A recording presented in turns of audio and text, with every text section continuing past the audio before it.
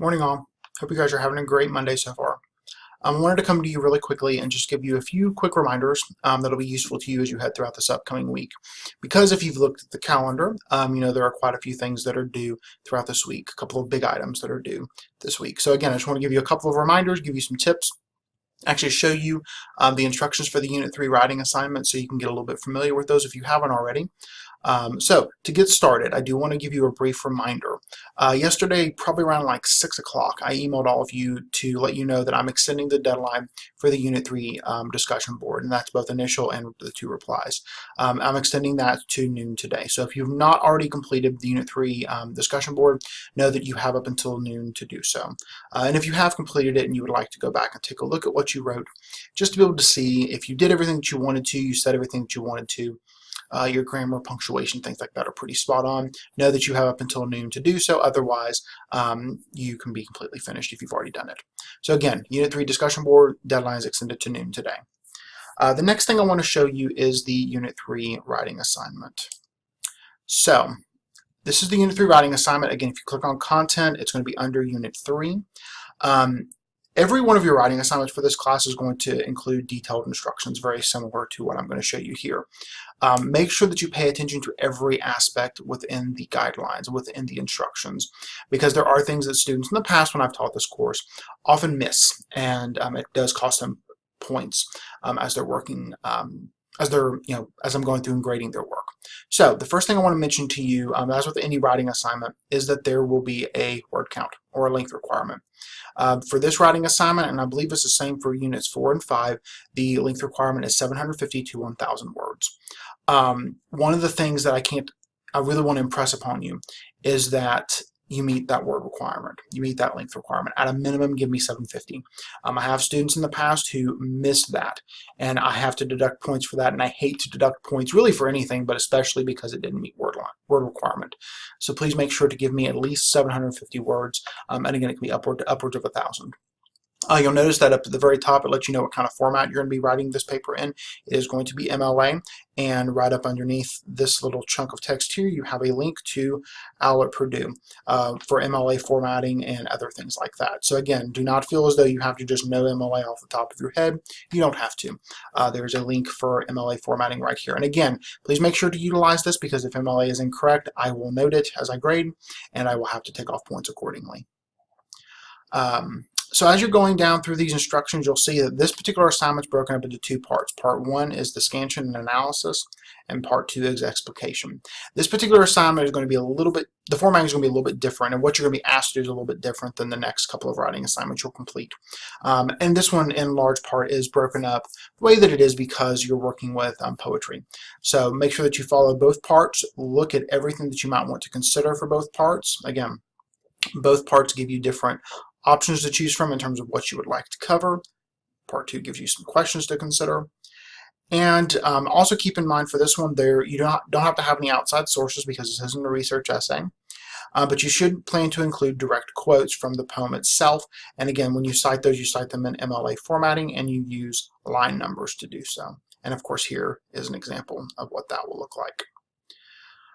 In terms of academic honesty, again, plagiarism is always unacceptable. Don't do it. Please don't do it. If you have any questions about, what constitutes plagiarism or anything like that, again, you explore that in your plagiarism post, but of course you can always ask me questions. I would rather you play it safe than do something you're not supposed to and something be considered plagiarism.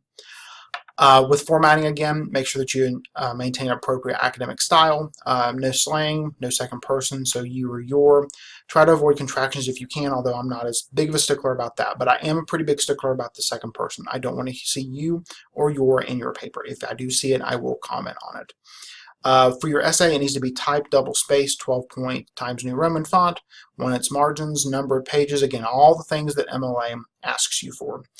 So again, keep in mind that this little handy link up here from OWL at Purdue will be your best friend to help you out with MLA formatting. One other thing that I do want to bring to your attention, though, is that for this writing assignment and Unit 4, 5, and then the research essay, when you submit the assignment through the Dropbox, you will be submitting it, and it will be also run through Turnitin at the same time. Turnitin is typically used by a lot of professors to kind of make sure to check your sources and to see if anything might be plagiarized or comes up as unoriginal, things like that. And again, it is utilized for that in this class. But I also utilize Turnitin as a way to be able to grade and give you really concise, detailed feedback in an electronic form. It makes grading much easier for me, and it allows me to, again, give you really good, detailed, concrete feedback.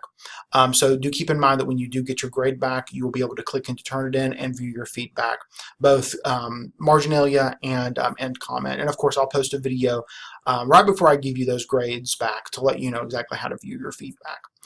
So again, if you have any questions about the Unit 3 writing assignment outside of what I've explored here, please let me know. I'd rather you ask me questions than to try to go about writing it and be a little bit blind and not quite know exactly what to address.